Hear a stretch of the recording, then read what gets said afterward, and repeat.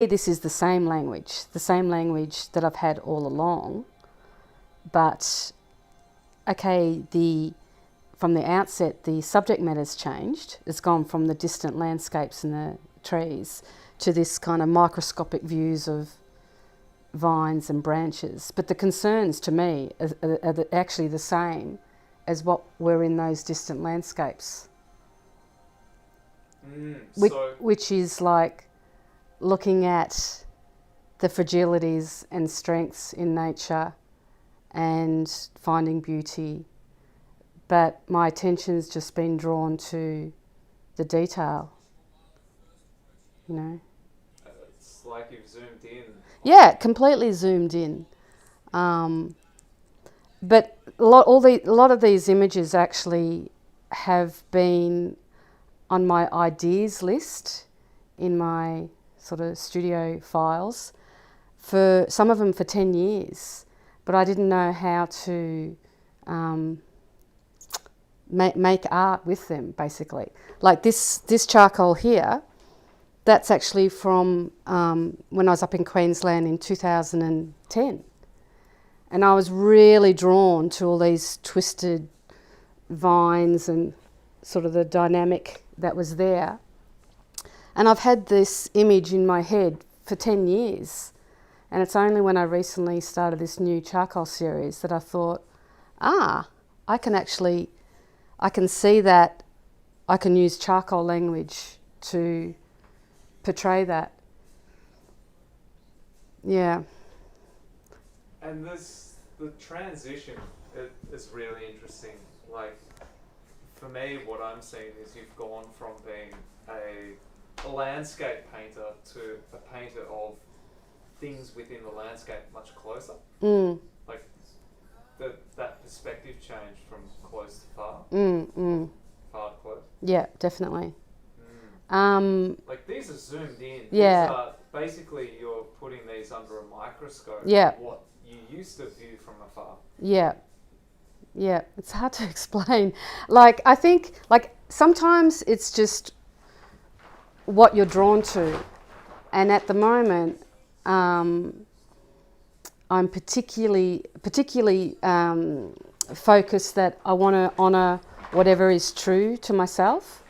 So when I was making those landscapes at those times, I would have been more about wanting that sort of mystery in the work and the space and the light and the mood and, a sense of calm and different things like that.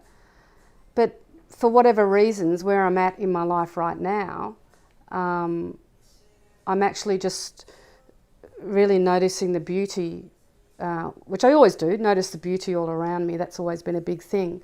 But, when I walk down the street, or it might be just around the block, my eyes are just like scouring all the gardens and the footpath and just noticing every little twig or, seeds or flowers or branches or vines or something. So, but to me, and I hope this is not rambling too much, the concerns that are in those distant landscape works and the concerns that are in these works, in a way, are the same for me, and they're actually the same that have been there for the last 30-odd years, which, if I go back over my art journals, even from right when I was leaving art school, and I used to sort of list the kind of concerns that I was concerned with, and they might have been about looking at the combination of opposites, I suppose, and finding a harmony and a balance. And really, the natural world and nature, or the landscape, is the teacher, So if you're tuning into what nature shows us, which also to me reflects when you're looking into yourself and your own sort of psychological makeup, for me the two things mirror each other. Or maybe I'm looking for that. I'm looking for what mirrors my inner self with what I'm seeing out in nature. So sorry, this is a bit rambling. So for me, the things I'm looking at I could equally say these things describe Kathryn, or these things describe this drawing. And that will be things like the attention to detail and the strong dynamic forces and the more gentle, tentative areas, a strength in fragility, things like that. So they're sort of concerns that describe me, but also describe the work.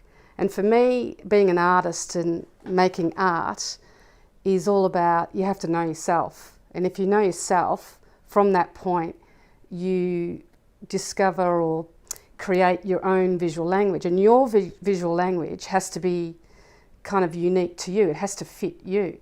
So how I work, I can sit at the easel for, 3 weeks doing really detailed work, because that suits me. It may not suit someone else over there who needs to splash around and do whatever. So it's about finding the right visual language for you.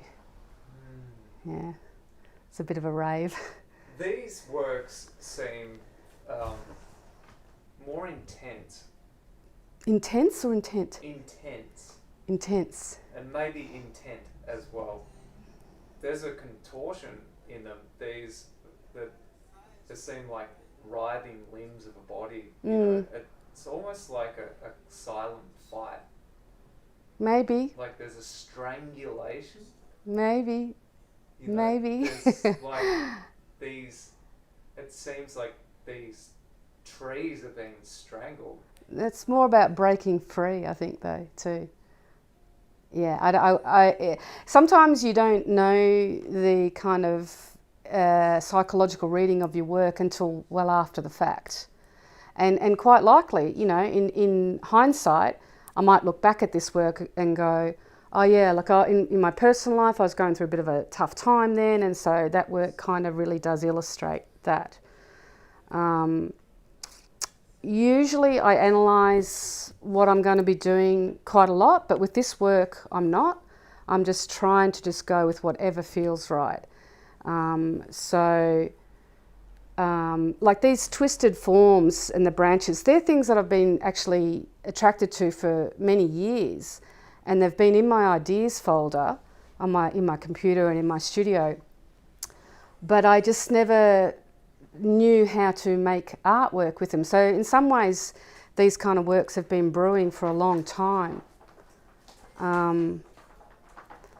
But also this body of work, this new charcoal series, for me also indicates a change in wanting to make a break from the landscape painting I was doing and the kind of work I'd been making for, say, the last 20 odd years. And I wanted to kind of, in a way, I suppose I started with wanting to freshen up my practice. But I soon sort of forgot about that idea, and it was just more, just follow what feels right at the moment. Don't think about it too much. Just whatever you're attracted to, just make work about that. So I haven't planned this series. I've just, after I've made one drawing, I'll think about, okay, what's next? And I've wanted to do them all slightly different, a slightly different challenge then, so I'm not repeating myself. And each drawing's been a sort of a challenge as to how will I make it. These are very large drawings. Is there any reason they're not smaller? Again, it's just all following your intuition and feel. I just really felt that they needed to be this size. I guess I wanted them to have impact. What I was going to say before, when you talked about this sort of strangulation or forces in the work, and I said, well, if anything, it's more about breaking free rather than actually being sort of constricted. But maybe that's also to do with I am trying to break free into a new area with my work. I'm wanting to shift my work out of the type of view that I had in my mind for quite a long time, and in a sense be brave enough to put that aside and just and go into this whole new series. I don't think it's had a lot to do with lockdown, but you could argue that in the last year or so, haven't been travelling, haven't been going anywhere, haven't been much further than a couple of blocks from my house, you know. So maybe that has fed into just going sort of more microscopic detail. But I think that was going to happen anyway. And in a way, I'm quite a bit of a hermit in the studio. So it sort of suits me as well with my sort of personality to just be honing right into these. And also the other difference is with all this the work in the last year is I'm only focusing on one work at a time and giving it 100% of my focus and just following it from, start to finish, whether that takes 3 weeks or 10 days or a month or 2 weeks or whatever. Whereas for the last 20, 30 years, I've worked on maybe 5 paintings at once, and each painting's taken 3 months to do, 3 to 4 months. So I've sort of gone from one painting to the next. So I've had to, in a sense, divide my attention to over 5 different paintings. And it's also been a bit disjointed, like while you're waiting for something to dry, you go back to that. Whereas these, I don't want to even think about anything else. I just focus on the one drawing from start to finish. And that might be sometimes working on it, not in the mornings, but say all afternoon and in the evening till late at night, and do that every day. Like with this one, I didn't want it to finish because I was enjoying it so much. Enjoying the process. Are they ever finished? Yeah, definitely know when they're finished. Yeah. But personality-wise, you said these might be about personality. I know you as a very vibrant, jovial, positive person. Yet these are, quite dark. They feel quite dark. Do you see that? Not at all. No, I don't see them as dark at all. It's funny, people have said that about the big landscape paintings in the past as well. But to me, looking out in that big landscape, it was just calm, Whereas, and maybe that's to do with, growing up in the landscape and then farm upbringing. But again, with these, no, I don't see them as dark at all. I find them quite exciting. No, because for me they're new and they're challenging me, and in a way I feel like I'm doing the best work I've ever done, and that's probably just because I feel at the moment I'm being completely true to myself and giving the work the time that it requires instead of rushing it. Instead of thinking, I've got an exhibition schedule or deadlines, which is how I've operated for a really long time. This time is about actually taking my time and just giving everything to the one drawing. And again, it's process that I'm actually loving. You're definitely a process painter, worker, because I've watched you paint and it's very methodical and it's very meditative, and it's almost like that slow, steady process is a very serene process for you. And when I say that, it's like you walking through problems and things by just being able to focus on your work. And to be honest, I've actually taken that from you and started doing smaller, slower things when I need to meditate and move out of a current mindset into a more positive mindset. Because you have to be more focused, maybe, with a smaller brush or a... Definitely focused, but this... I'm not quite sure how to respond to that, but what I'm finding with these, and like I probably was process orientated with my painting, but at the moment I'm just finding that charcoal as a medium is really suiting me. It's like charcoal, Kathryn, 100% tick match kind of thing, you know, because I can follow it through. I don't have to sort of like, wait 2 weeks for that glaze to dry. Or I actually find painting really hard. When I come to a canvas or the beginning of a painting, I think, oh my God, how on earth am I going to do this? I don't know how to do this. And I am just kind of, fumbling my way through often, especially in the beginning, until it perhaps reaches a point and I think, oh yeah, I think I know what to do here. But, I find it really, really hard. It's really challenging. With the charcoal, it's like I've arrived home and I know this language. It doesn't mean it's easy. It's still really challenging, but it's a good challenge. So in all these drawings, I love the paper, I love the charcoal, I love everything about it, starting off with very tentative marks. These are all with willow charcoal. And then just very gradually building tone and putting down information, and then following the different mark making, that you might just make some marks accidentally, but then you see, oh wow, that's actually a really good texture, and you follow that. And so then you're almost following your accidents and accentuating things. And I think also just working with black and white suits me. So I am just thinking of darks and lights and tones and textures and detail and quieter areas. So that kind of language just seems to suit me, I think.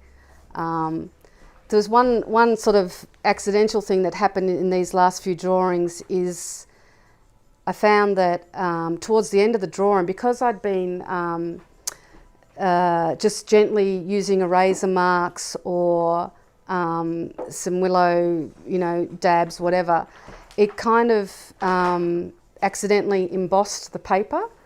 And I wasn't expecting that. Maybe other people know about this, I don't know. It just sort of happened.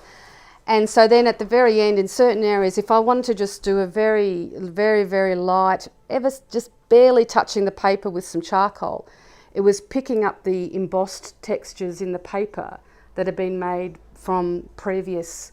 I might have been dabbing it with a razor or making some mark with a charcoal, which perhaps had even been erased away. But then you go over it ever so gently and all that texture comes up. It's a bit like a snail trail, sort of.